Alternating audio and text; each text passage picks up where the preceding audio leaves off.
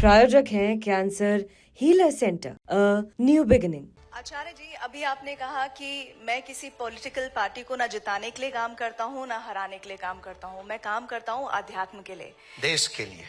आध्यात्म की राह, आपने कहा कि आपकी पार्टी आध्यात्म के लिए काम करती है, देश के लिए।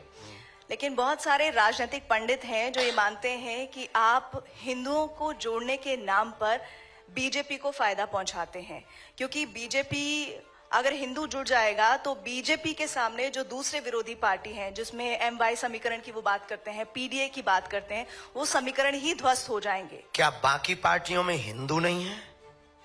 नहीं, बिल्कुल है, लेकिन अगर समीकरण की बात करें या जुड़ने का कोई मतलब नहीं है। नहीं, लेकिन एक बात तो ये सोचिए ना, जब हिंदू जुड़ जाएगा तो पूरी तरह से वो इंक्लाइन हो जाएगा बीजेपी के लिए, ऐसा राजनीतिक पंडित मानते हैं।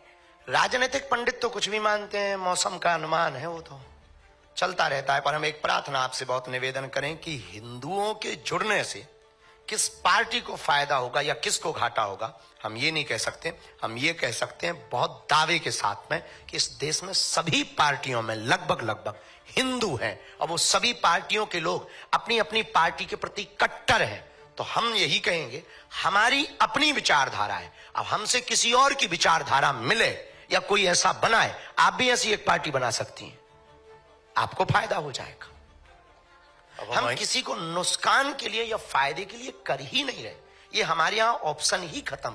हम सिर्फ और सिर्फ इस देश में हिंदुओं पर हो रहे अत्याचार के लिए उन्हें जगा रहे, सोए हुए हिंदुओं को जगा रहे, घटती हुई हिंदू आबादी को जगा रहे, उन हिंदुओं को जगा रहे जो सेकुलरिज्म के नाम पर बट गए, उन हिंदुओं को जगा रहे जो भाषावाद के नाम पर बट गए, उन हिंदुओं को जगा रहे जो क्षेत्रवाद के नाम पर बट गए, उन हिंदुओं को जगा रहे। इस देश में हिंदू है कहां?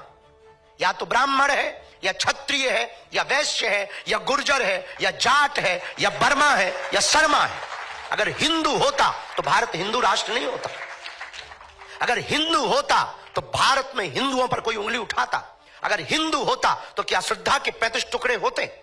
हिंदू होता तो क्या कन्हैया लाल दर्जी का मर्डर राजस्थान में होता? हिंदू होता तो क्या पाल घर में संत मारे जाते? हिंदू होता तो हिंदुओं की आस्था का प्रतीक रामायण को जलाया जाता। अगर हिंदू होता तो हिंदुओं के रहते हिंदुओं की पार्टियां हैं इस देश में, गाय माता काटी जाती, बूचर खाने जलते। हिंदू होता तो क्या बांग्लादेशी हिंदुओं का दर्द नहीं दिखाई देता?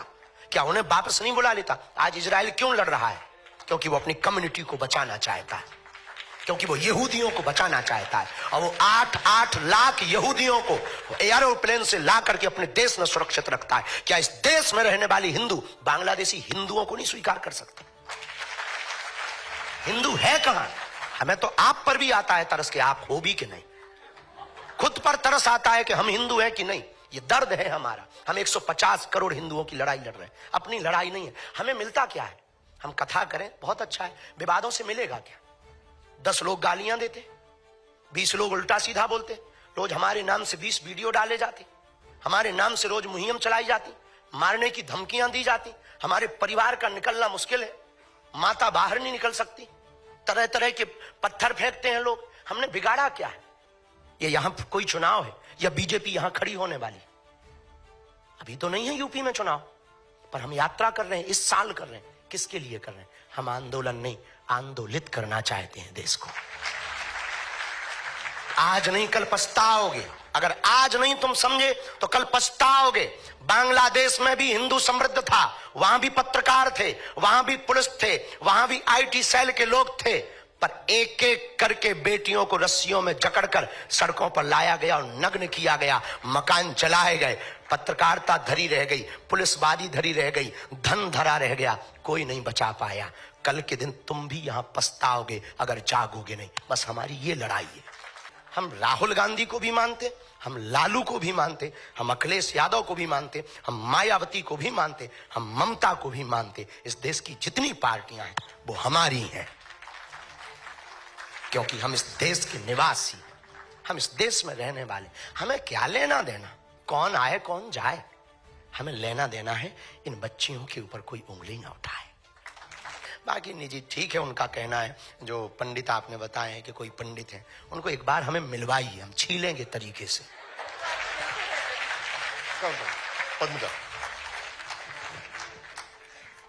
आपने कहा कि आप किसी भी एक पार्टी का पक्ष नहीं लेना चाहते, सबको एक जैसा ही मानते हैं, कभी कोई आप एक राजनीतिक टिप्पणी भी करने से बचते हैं। लेकिन जिस तरीके का एक भाव बनाया जाता है, जब आप कह रहे हैं कि आप सिर्फ लोगों को आंदोलित करने जाते हैं, लेकिन एक ही पार्टी को हिंदुत्व से जोड़ के देखा जाता है, फिर उनको वहां फायदा होता है। अभी एक कांग्रेस के विधायक है, उन्होंने मध्य प्रदेश में सतना में उन्होंने बोला कि ऐसा लग रहा है कि बीजेपी ने सांड की तरह सारे धर्मगुरुओं को छोड़ दिया है और राजनीतिक फसल जो है वो चल रहे हैं कांग्रेस की। अब उनकी बुद्धि का क्या कहा जाए। राजनेताओं पे हम बयान तो नहीं देते हैं, पर एक शब्द कह के हम फिर से, तुम अपने साड़ छोड़ दो।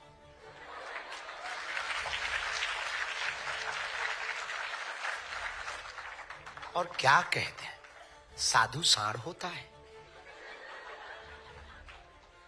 क्या गजब की उनकी प्रज्ञा है। लगता है स्कूल के पीछे पढ़ते रहे महापुरुष।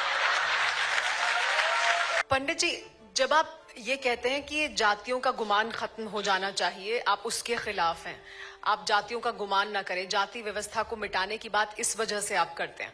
लेकिन फिर कुछ लोग ये कहते हैं कि दरअसल जाति व्यवस्था मिटाने की बात इसलिए की जा रही है कि आरक्षण खत्म किया जाए। तो आरक्षण का क्या होगा फिर, अगर जाति व्यवस्था खत्म? जब हम जातिवाद ही खत्म नहीं करना चाहते तो आरक्षण की बात ही नहीं उठती। हम जातियों में भरे हुए जातिवाद के जहर को खत्म करना चाह रहे। शंकराचार्य अविमुक्तेश्वरानंद को आपसे इतना प्रेम क्यों है?